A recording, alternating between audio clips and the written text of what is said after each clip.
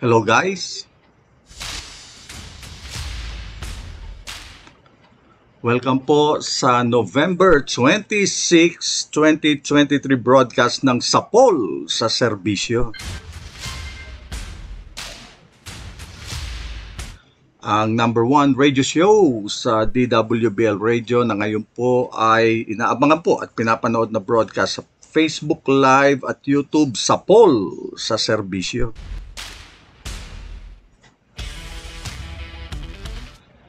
Alas 5 po ng hapon hanggang alas 6:30 ng gabi, 1 oras at kalahati po ng ating pagsasama sa Himpapawid para mapag-usapan po ang mga halaga at may init na issue po sa ating mga buhay at sa ating bansa. Sa Pulsa Serbisyo po, Benji Murillo po nagpupugay at bumabati ng isang pinagpalang bagong linggo po sa ating lahat. At ngayon po, no, mga kasapul, meron po tayong report mula po sa ating correspondent ng Sapul sa Serbisyo dyan po sa Masbate. Ito po yung report mula po kay Cedric Igbuhay na kung saan nga po ay kanyang na-interview po, no, itong hepe po ng pulisya ng Esperanza diyan po sa may province of Masbate, at tinanong niya nga ang hepe tungkol sa peace and order situation, sa mga support na tinatanggap from the PNP regional headquarters as well as the local government unit at pati yung mga counter-insurgency at mga pangangailangan pa ng ating PNP Esperanza diyan po sa province of Masbate. At narito po ang panayam po ni Cedric Igbuhay, sa Pulsa Serbisyo correspondent. Kasamang Benji, cambio po muna tayo sa kabilang linya at nasa kabilang linya po natin si Police Captain Alan Adorna Hermosa, Chief of Police ng Esperanza Municipal Police Station. Magandang umaga rin po sa ating lahat, sa mga sumusubaybay ngayong umagang to. Okay naman po ang aming dito. Medyo maulan lang ng konti. At sa hanay po ng Esperanza Municipal Police Station dito sa Esperanza, okay naman po ang ating mga moral and welfare sa ating mga personnel po. Dito sa Esperanza, wala po tayong araw-araw dito ng mga crime index. Subalit, mayroon tayong na-record na minsan sa isang buwan, isa lang yung physical injury pa yung sa bawsi. Yun lang po ang medyo dito. At saka hindi naman po araw-araw. Wala po tayong record na crime index araw-araw po. Pisa nang dumating ako dito, kasi dito sa area ng Esperanza po, regarding sa insurgency is, nandiyan na yung mountain barangays. Nandiyan na po lagi sila, may mga tao-tao dyan sa Philippine Army. And then kami din, nandito rin kami as maintain peace and order, lalo na sa ating mga barangay. Continuous po ang ating monitoring sa lahat ng barangay dito, lalo na sa mga parplang barangay. And then sa pagkipag-coordinate sa ating mga lokal sa barangay ng mga official sa barangay, lalo na sa ating mga counterpart doon sa mga tao. So sa insurgency naman po ay wala pong tayong wala po tayong masyadong dito sa na ipangangamba natin sa ating mga tao, no, sa mga community. Kasi nandiyan po naminindinar po natin ng ng visibility at saka yung counterpart natin sa Pilipinas. Nandiyan po rin sila lagi sa ating events sa Mountain Barangay.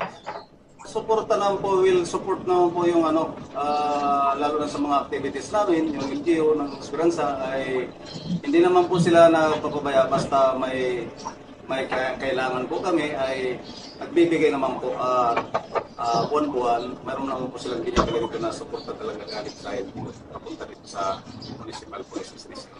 Okay naman po ang will deliberate naman yung nila, yung regarding sa monthly namin na galing sa maintenance and other expenses. So okay naman po ang suporta ng natin, ng PNP organization galing sa task force. With regards to the ratio population, if we based on the 1,000 per capita per population is tamang-tama lang po ang ang namin dito kasi the present strength namin ngayon dito population sa Esperanza MPS is 21. So according to the census of the local government unit, since 2020 is I think nasa 20,000 yung population dito. So 21, so is tama lang po ang if ever man na sa 1,000 population per ratio 1,000 per 1,000 population, every 1,000 one police officer.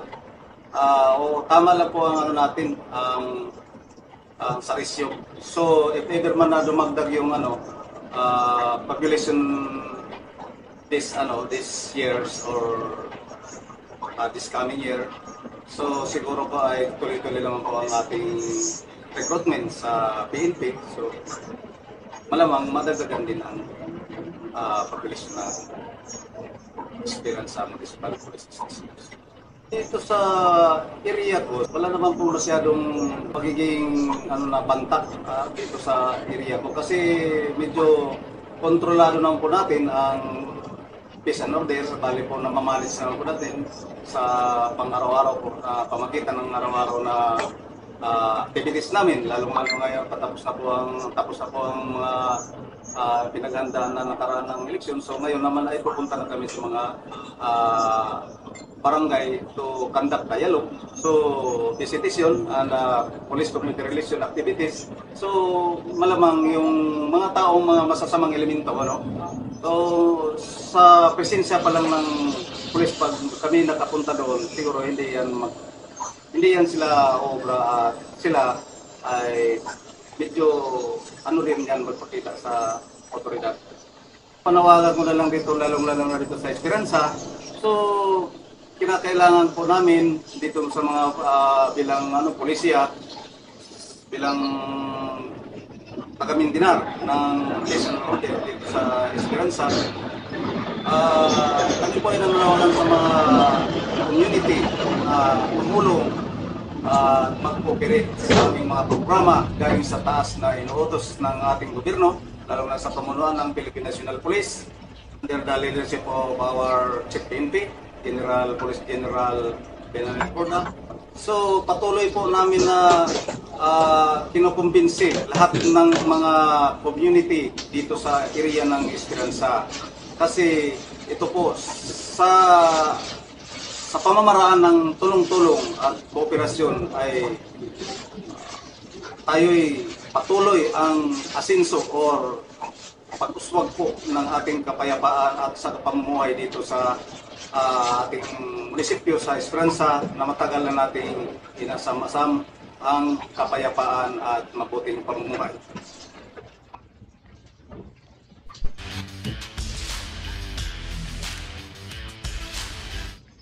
Yan po ang panayam na ginawa po ng ating Masbate correspondent na si Cedric Igbuhay sa chief ng Esperanza Municipal Police Station diyan po sa lalawigan ng Masbate.